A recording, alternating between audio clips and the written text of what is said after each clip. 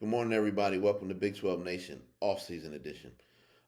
Let's talk about Tommy Tuberville's proposal to President Trump and the executive order.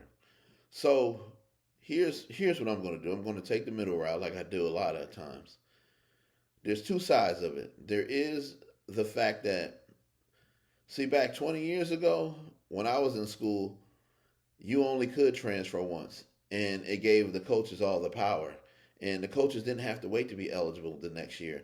They got to just go on. And for people to say, "Oh well, they're the students," and well, if they have to be, if they only have 5 years of eligibility, how fair is that? If you get to just like a coach could go from 20 different schools in 20 different years if he wanted to.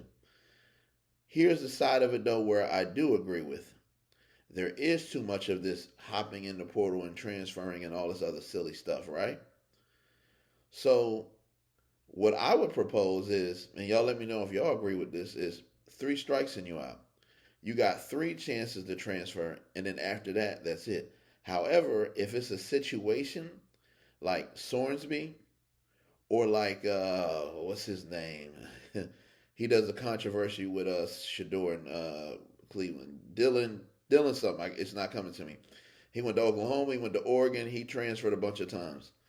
If it's a situation like that, then you say you only have one chance to transfer because you're a top recruit, meaning you're already getting good NIL money at one school, and you're already starting, and you're already a first team all conference. So the only reason you would be transferring is for a bigger paycheck or whatever, right? And I know some people are going to say, well, the coaches get to leave for a bigger paycheck.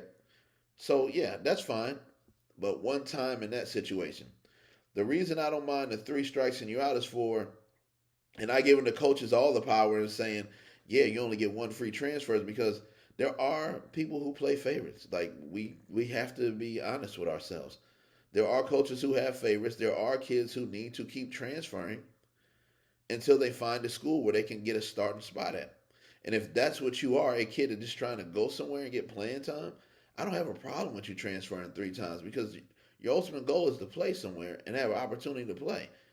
I've seen plenty of kids leave big conferences and go to FCSs or smaller conferences. So when you're in that situation and you don't get much playing time, that's fine. I remember one situation on a podcast recently. A kid ended up playing later down the stretch, and then earlier in the season they were asking about the kid or some of the other kids, and that coach said, "Well, we go off of what we see in practice." And then that kid ended up being the toughest, best player on the team, and we're sitting there thinking to ourselves, okay, what do you mean you go off what you see in practice? How come these other dudes can't get anything done and this kid ends up being an all conference player? That same kid, I'm not going to say the name, transferred to another school, a SEC school, right? That's the stuff I'm talking about. Coaches, a lot of times, they'll see a kid, they'll see his body build, he'll remind them of this person and that person, and they'll automatically give him the chance over the kid who really deserves that position. You understand what I'm saying? So I want to take the middle route. I understand what Tommy Tuberville proposed and what President Trump is doing with his executive order, but at the same time, you got to be a little fair. A kid only has so many years of his life to play college football. It's a very important time in his life. You don't want somebody transferring every year, but at the same time, you don't want to limit them to just one transfer because that one transfer could be similar to the same transfer situation he had before or the original situation. You want to give him, because after three times, then I think most of us can agree, like, all right, you just playing around. But usually after three times with 100 plus FCS schools, 100 plus FBS schools, even some Division two powerhouses, you should have a chance to find your way on the field at one of these schools you transfer to. Especially if you have experience playing at a bigger school, most of the time you get an opportunity to play somewhere else. So, y'all let me know what y'all think. I like the middle route. My proposal, and let me know y'all proposal, is three strikes and you out.